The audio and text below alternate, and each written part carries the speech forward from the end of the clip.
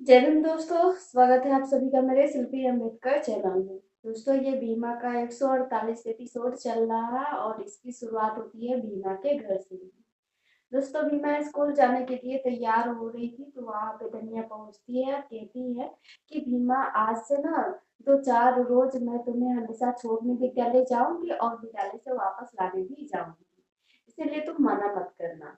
बीमा पूछती है कि ऐसा क्यों माई? तो धनिया बताती है कि बीमा, अभी जो नया नया मामला चल रहा है इसमें कुछ भी हो सकता है, इसीलिए मैं तुम्हें लेने जाऊंगी और छोड़ने भी जाऊंगी और मना नहीं करना। उसी समय वहां पे आ जाती है फुलमतिया। और दोस्तों, आप लोग तो जानते ही है, फुलमतिया हमेशा बीमा की विपक्ष में ही बात करती है। तो दोस्तों, इस समय धनिया को उनकी बात बिल्कुल भी अच्छी नहीं लगती है। कहती है कि दीदी, आप रहने दीजिए, ना ही आप मेरी बेटी को समझाइए और ना ही मुझे समझाइए, क्योंकि मैं बहुत सुन चुकी हूँ कि आप कैसी कैसी बात करती रहती है। आप हमेशा मौका ढूंढती रहती है मेरी बेटी को चुप कराने के लिए। बीमा जो कर रही है वो करने दीजिए। दोस्तों, बात इस चीज पे छिड़ती है क्योंकि भीमा धनिया को बताती है कि माई, मैं स्कूल से आने के बाद दिसंबर बाबू के साथ मुझे कहीं जाना है। तो यही बात फिर मतिया पूछने लगती है कि क्यों जाना है, कहाँ जाना है? अभी इतना कुछ हो रहा है, तुम्हें कुछ भी समझ में नहीं आ रहा है? जब वो दरोगा कुछ भी नहीं कर पाए तो भला ये दिसंबर क्या करेगी? तो इसीलिए दोस्तों, धनिया और फुलमतिया में थोड़ी सी बहस होने लगती है, जिसके बाद फुलमतिया कहने लगती है कि इससे अच्छा है कि तुम अलग हो जाओ, बंटवारा कर लो, तुम अपने रास्ता और हम अपने रास्ता। धनिया भी कहने लगती है कि दीदी, मैं भी ये बात सुन सुन के तंग आ गई हूँ, और आपको बंटवारा ही करना है तो कर लीजिए। मेरे पास क्या है जो आप बांटेंगी? बांटना है तो प्यार बांटिए, साथ बांटिए और सभी का ख्याल बांटिए, ना कि आप वो बंटवारा करके खुश रहेंगी या फिर नहीं, हो तो आप ही जानती है। लेकिन इसके बावजूद भी अगर आपको लगता है कि बंटवारा करना है तो कर सकते हैं। इतना करके धनिया जो है बीमा का हाथ पकड़ के वहां से ले जाती है विद्यालय। और उसके बावजूद भी फूलमतिया जो है कह रही थी कि हम तो बंटवारा करके ही रहेंगे। दोस्तों, वहीं दूसरी तरफ गर्जन कोठी में भी संबर जो है अपने ऊपर वाले घर से नीचे आ रहे थे तो नीचे हॉल में देखते हैं कि पेपर पड़ा हुआ है, जिसपे कुछ लिखा हुआ था। दोस्तों, आप पिछले वीडियो में देखे होंगे कि जो मीरा के भाई है वो चिट्ठी भेजे हुए थे कैलाशा बुआ के पास कि मीरा को अपने घर पे बुला लेने के लिए, नहीं तो 2 दिन के अंदर मैं मीरा को घर से बाहर निकाल दूंगा। उसके बाद मीरा के साथ जो कुछ भी होता है उसकी जिम्मेदार आप लोगों को उठाना पड़ेगा, यानी कि कैलाशा बुआ को। लेकिन दोस्तों, कैलाशा बुआ इस सबको मानने के लिए तैयार नहीं थी। वो कहने लगती है कि विधवा का भला कौन जिम्मेवार होता है? वो अगर कुछ भी करती है तो इसमें हमारा कैसे कसूर आएगा? उसे जो करना है करे, इससे हम लोगों को कोई मतलब नहीं है। तो दोस्तों, उन सबको ये लग रहा था कि अगर ये चिट्ठी दिसंबर के हाथ में पड़ जाएगी तो वो मीरा के लिए कुछ न कुछ मदद जरूर करेंगे, उनकी सहायता जरूर करेंगे। इसीलिए वो लोग चिट्ठी फाड़ करके वहीं पे फेंक देते हैं। लेकिन दुख की बात ये थी कि जो हॉल में झाड़ू लगाना सब भूल गए थे, इसीलिए वो चिट्ठी वहीं के वहीं रह गई थी। वही चिट्ठी हाथ लग जाती है दिसंबर के, और वो चिट्ठी को उठा करके एक एक करके जोड़ने की कोशिश करने लगती है कि कैसे भी करके जोड़ के उसको पढ़ सके। लेकिन दोस्तों, उनको चिट्ठी को जोड़ते हुए पिंकी देख लेती है। वो जा करके धर्मशिला से कहने लगती है कि भाभी, आपको ना एक काम भी ढंग से करने नहीं आता है। धर्मशिला पूछती है कि क्या हुआ? तो पिंकी बताती है कि जो मीरा भाभी की भाई चिट्ठी भेजे हुए थे वो आप ना झाड़ू लगाना ही भूल गए। अब वो चिट्ठी उठा करके विशंबर भैया जोड़ रहे हैं। अगर विशंबर भैया को उसमें पता चल जाएगा कि उसमें क्या लिखा है तो वो जरूर मीरा भाभी की लाने की कोशिश करेंगे, उनकी मदद करने की कोशिश करेंगे। दोस्तों, धर्मशिला कहने लगती है कि पिंकी, तुम चिंता मत करो, ऐसा कुछ भी नहीं होगा, देखते जाओ मैं करती क्या हूँ।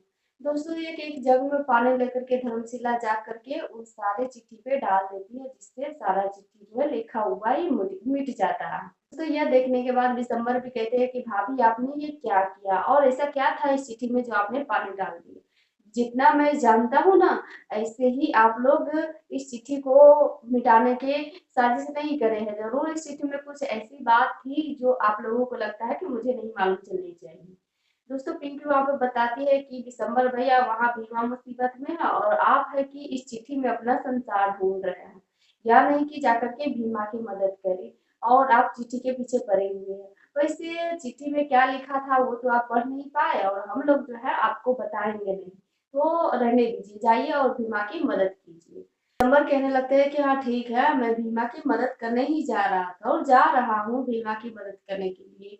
लेकिन इस बात को सोच करके बहुत बुरा लग रहा था कि इस घर में जितनी हवा नहीं है ना, उससे ज्यादा इस घर में साजिश होती है। ये पूरी घर साजिश से भरी हुई है।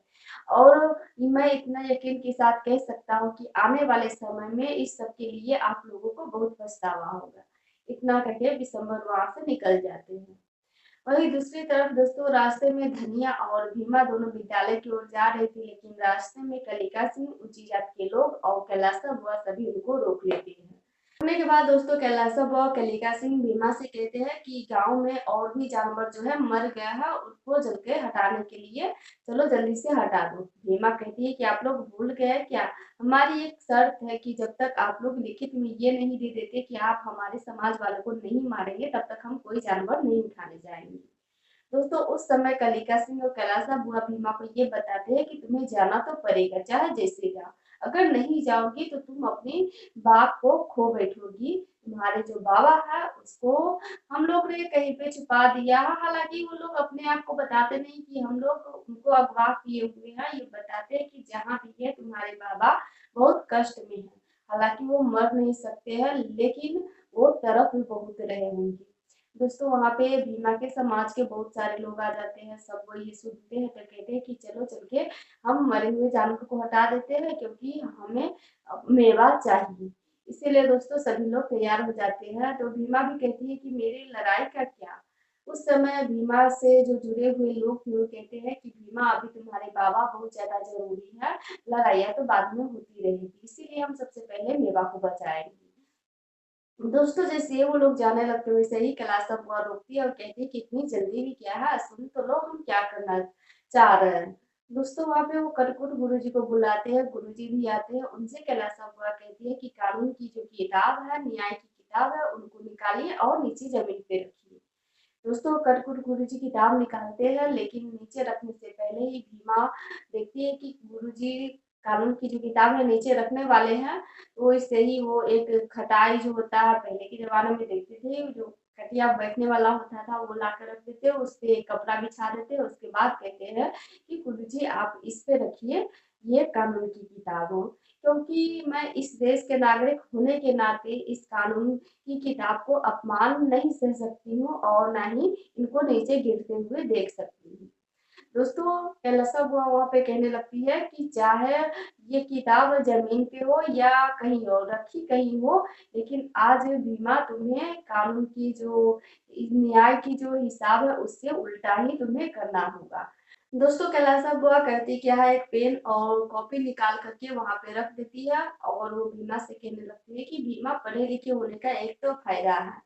कैलासा बुआ भीमा से ये कहती है लिखने के लिए कि तुम लिखित में ये दो कि आगे से हमारे समाज में कोई भी जानवर मरता है तो उसे तुम लोग ही, तुम्हारे समाज वाले ही हटा करके फेंकेंगे, वो भी बिल्कुल मुफ्त। दोस्तों, जानवर को फेंकने तक की बात तो ठीक थी, उनके लिए उन लोगों को पैसे भी मिल जाता था। इससे पहले जब भी वो लोग जानवर फेंकते थे उठा करके, तो उसके बदले में उन लोगों को पैसा मिलता था।